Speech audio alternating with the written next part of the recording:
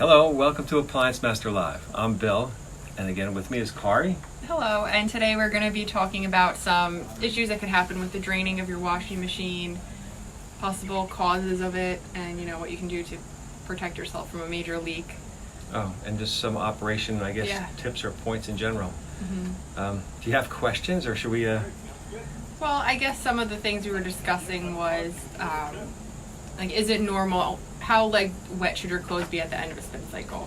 You know what? That's something you get. I think people that do laundry on a regular basis should become accustomed to that. Like if you're going to wash towels or jeans, they're always.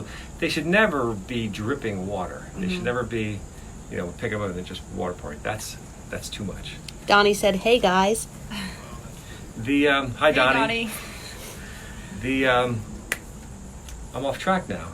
So, but your typical average wash load will have about a gallon of water in it when it's done spinning. So that's like 9 pounds. So your clothes will be about 9 pounds heavier if you're going to weigh it. And then if the water's not draining out and your clothes are dripping wet, or you find water pooling inside of the drum, that would be an indicator that it's not draining properly, or is it not spinning properly? Well, probably not draining properly. I mean, it could be both. The spin is an obvious thing. You can you'll hear that and that'll, if it's not spinning properly, it'll sound different. And but if it sounds okay and it doesn't seem to be draining properly, too much noise. Yeah, I guess we could have any number of situations. Like sometimes, the drain hoses are typically just rubber. So over time they can kink. People people when they're installed, they're just rubber, so it can get and it's usually a bend. It has a bend in it, like a crook, And so, can I use that? Yes. Crook? It's like, so that can collapse and cause a restriction. Also, I've seen, if you have a poor house drain, it fills up the standpipe with water. So if you have a fast house drain, the water will always stay down. But if it's very slow, like if you have a septic or a clogged line somewhere, it may come all up. And then actually what can happen, if it comes all the way up to the washer drain hose, it can create a siphon. So once it stops pumping, if the water is that high, it's just going to start pushing it back in. It can draw your drainage water back into your machine. So that happens, rarely. But if you have a slow drain, it won't just be your washer. You'll notice other drains moving slowly as well. And then, what are some of the most common culprits of clogging your washing machine? I'm guilty of this too. It's like, if you work around the house and you have things in your pockets, like I'll have like nails, paperclips, staples, all manner of things that somehow forget to be removed from pockets.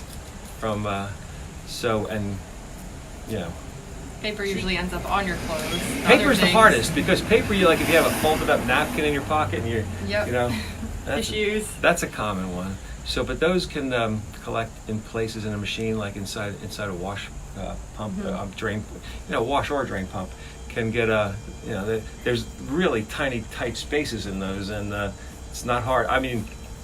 Pennies, nickels, dimes, some of those things are smaller than the size of a dime, so it's kind of easy to clog those orifices, nooks and crannies. Let's see if there's anything else. Well, what are some other important functions of the washing machine that you should keep an eye on? Well, you said if it's not spinning, you said if it doesn't spin fast enough, that could be something as simple as a loose or a worn belt that might be able to be adjusted, and that's one of those things that comes in your regular maintenance.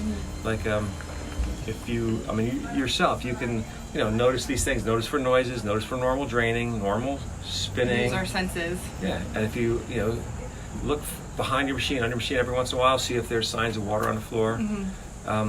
There's one thing I always like to mention. We just came from a service call this morning. See, I'm in I got my Appliance Master shirt on uniform today. on.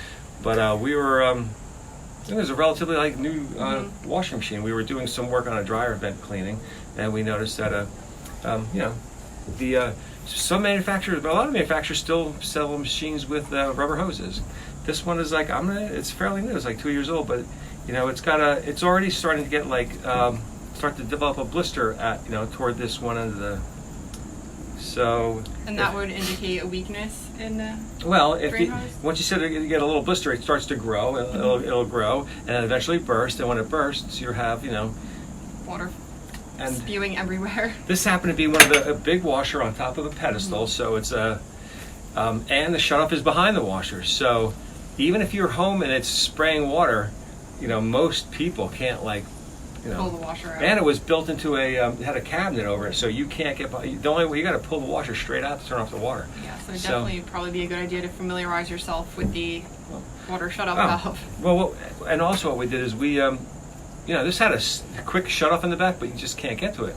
We installed the stainless steel mesh hoses on the washer. It's like, I don't even know, it's not $30-40. I'm not even, and bursting hoses or something that you won't, one less thing to worry about in your life. That seems like an easy fix for a major headache. Yeah.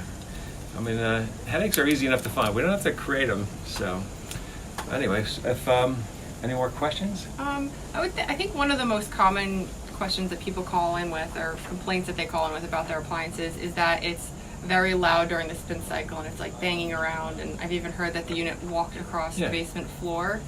What would cause that? Well, if the machine has been there a long time and it's for years been fine, now it started walking, and you're not like washing some heavy, like a throw rug in it. Like sometimes if you have a dense, heavy, small one like that, that can make it walk. Or sometimes the feet adjustments may change over time, which just makes it off balance. That'll make it bang and walk. But if it's a new machine in a new situation, sometimes people have them in laundry rooms that the floor is like wobbles a little bit.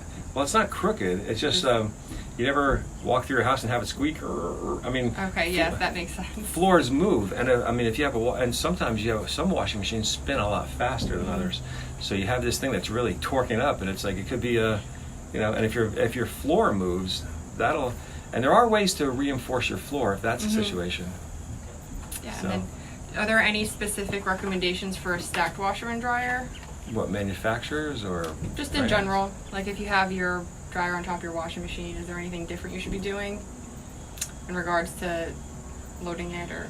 No, typically, a lot of machines are just smaller volume, but they make full-size stacked units too. That's it's pretty much the same, except. Maybe in a repair situation where you need to have a second technician come out and. A lot of our technicians, well, it depends on what the repair is. A lot of repairs can be done from the front. A lot of maintenance can be done depending on installation. If it's really tight on the sides, a proper installation should have enough room around it to get to water shut off, to get to cleaning the dryer vents out without like a major hassle, disassembling a closet. Yeah. So, having it that your dryer has to be serviced or should be cleaned once a year. Considering that maintenance of the dryer and of the unit should be part of the installation. All too many, virtually every day our technicians will see things that are, they sell you the unit, they slam it in, it works, now they go. And then a year from now or 2 years from now when you need to clean the vent or clean the venting, right? Or reinstall the venting the right way because they didn't do it when they were. Because people all the time say like, my dryer doesn't work right. I'm going to go buy a new one, and that they never address. Well, I shouldn't say never, but it seems like frequently they don't treat the venting as a second appliance. They think I got a new dryer, the venting's fine.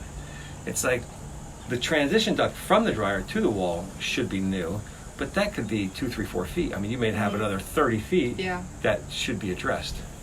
Yep, we actually had a customer call in recently stating that they were having their fire alarms go off in their house, and when the fire department came out, they told them it was from the dryer and lit burning inside. Well, they got lucky. Yeah. They got lucky. So they probably have good smoke detectors. We see dryer fires all the time that are luckily contained in the dryer. But even though they're contained in the dryer, okay, you dodged a bullet, but your machine is you're burning components in your machine. You're shortening the life. You're probably drying 30 to 50% longer than you need to be, and it's don't wait till the fire department shows up to tell you need your dryer cleaned. Yeah, true. So anyway, got a little off topic with one of our favorite topics, the dryers. Well, it's just what we see around here, right? It's just what we see. But anyways, thanks for joining us. If you liked this video, please share it. And don't forget to check out our website, APPLIANCEMASTER.com. Thank you for checking in again this week. And Donnie, we miss you. Please come back to work tomorrow.